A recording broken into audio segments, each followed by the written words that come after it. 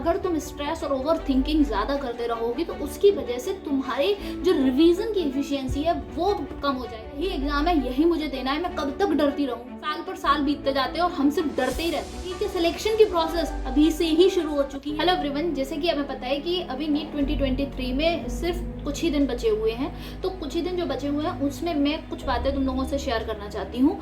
मुझे पता है कि इस टाइम पर सबसे ज़्यादा तुम्हारे ऊपर स्ट्रेस और ओवर थिंकिंग जो है वो बहुत ज़्यादा डोमिनेट हो रही है।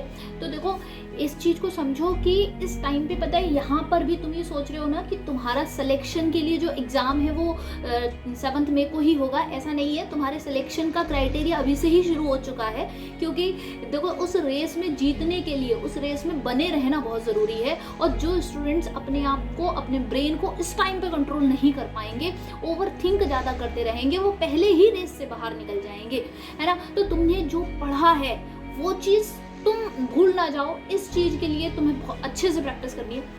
इसलिए इस टाइम पर तुम्हारी कोशिश ये नहीं होनी चाहिए कि हम कुछ नया पढ़ लें। इसलिए इस टाइम पे तुम्हारी कोशिश ये होनी चाहिए कि तुमने जो चीज़ें पढ़ रखी हैं, पूरी साल भर जो पढ़ी हैं, उन चीज़ों को तुम अच्छे से रिवाइज करते रहो। और अगर तुम स्ट्रेस और ओवर थिंकिंग ज़्यादा करते रहोगी तो उसकी वजह से तुम्हारे जो रिवीजन की एफिशिएंसी है वो कम हो जाएगी। तुम चीज़ों को अच्छे तरीके से रिकॉल नहीं कर पाओगे। इस टाइम पे कोई भी नए मॉक टेस्ट मत दो, कोई भी नया टॉपिक कुछ मत पढ़ो। जो पूरी साल पढ़ा था बस वही पढ़ना है, कुछ भी नया नहीं करना है। देखो, लास्ट टाइम पे सबका कॉन्फिडेंस डगमगाता है। मुझे भी 4-5 दिन पहले से ऐसे लग रहा था कि यार अब तो मेरे से नहीं हो पाएगा। मुझे भी बहुत ज़्यादा डर लग रहा था, इस साल मैं नहीं कर पाऊंगी। लेकिन कुछ टाइम बाद फिर एक लंबी सी सांस लेके फिर मैंने सोचा कि नहीं यार, यही एग्जाम है, यही मुझे देना है, मैं कब तक डरती रहूंगी। साल पर साल बीतते जाते हैं और हम सिर्फ डरते ही रहते हैं, है ना। किसी ना किसी बार तो ऐसा मौका आएगा जब हमें डर का सामना करना पड़ेगा। और ये वही मौका है जब तुम्हें भी डर का सामना करना है ना। और डर के आगे जीत होती है, ये हम सबको पता है। तो तुम्हें जीतना है, तुम्हें रेस में बने रहना है, तो तुम्हें अभी अपने दिमाग को कंट्रोल करना पड़ेगा। क्योंकि नीट के सिलेक्शन की प्रोसेस अभी से ही शुरू हो चुकी है। तो तुम कम से कम अभी stress, over thinking, lower confidence, इन सब की वजह से प्लीज रेस से बाहर मत हो, है ना। क्योंकि देखो, भरोसा रखो इस बात पे, तुमने पूरी साल मेहनत की है ना। और अपनी पास्ट को सोचना और फ्यूचर को सोचना प्लीज बंद कर दो। इस time just try to be in your present. अपना प्रेजेंट देखो, रिवीजन करो।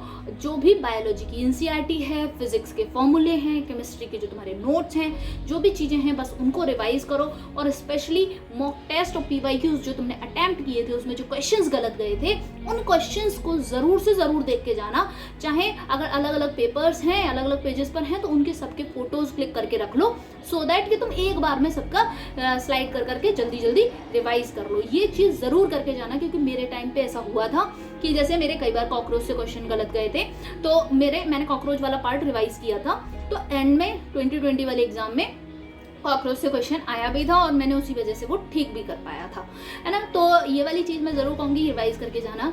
दूसरी चीज़ एक ये है कि एग्ज़ाम हॉल में पहुँचने से पहले तुम्हें बिल्कुल कूल एंड काम रहना है। ज़्यादा घबराने की कोई ज़रूरत नहीं है। जस्ट नॉर्मल जैसे एग्ज़ाम होते थे वैसा ही एग्ज़ाम होगा ये भी। और एग्ज़ाम देते वक्त देखो, हमें पता है 3.5 घंटे का लगभग टाइम है हमारा एग्ज़ाम का। तो पूरे टाइम अपना फोकस मेंटेन करने के लिए तुम्हें क्या करना है, जैसे ही तुम अपने दिमाग से इस तरह से करके रखना कि जैसे आधे घंटे बिल्कुल फोकस से पेपर सॉल्व कर रहे हैं, और उसके बाद जस्ट टेक लॉन्ग ब्रीथ, हल्का सा पानी पिया, है ना। ज़्यादा पानी नहीं पीना बीच बीच में, नहीं तो फिर वॉशरूम वगैरह के पीछे भागोगे। इसलिए थोड़ा पानी पिया और एक लंबी सी सांस ली, जिससे क्या होगा, जो ऑक्सीजन लेवल है वो ब्रेन तक पहुंचेगा और ब्रेन एक्टिव बना रहेगा। हर आधे घंटे बाद इस तरह से करते रहना है। इसमें कोई बहुत ज़्यादा टाइम नहीं जाता है, लेकिन ऐसा हो जाता है कि हम फिर से री एनर्जाइज्ड हो जाते हैं, हमें फिर से एनर्जी मिल जाती है आगे का पेपर कंटिन्यू करते रहने के लिए।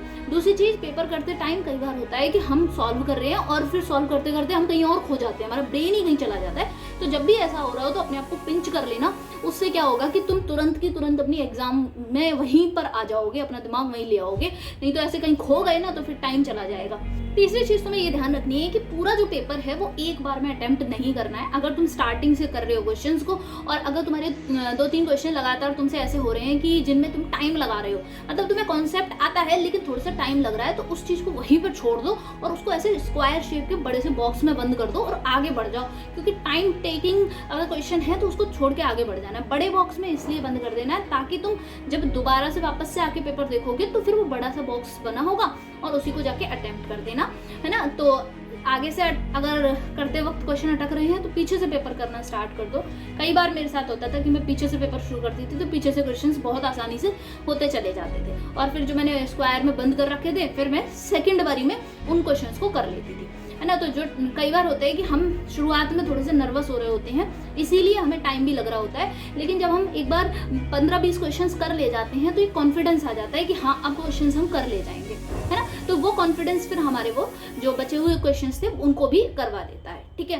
तो इस चीज़ को ध्यान रखेंगे और बिल्कुल भी घबराओ मत, आराम से सब कुछ बहुत अच्छे से हो जाएगा, है ना। और उस मोमेंट को याद करो, अच्छी अच्छी चीज़ें याद करो।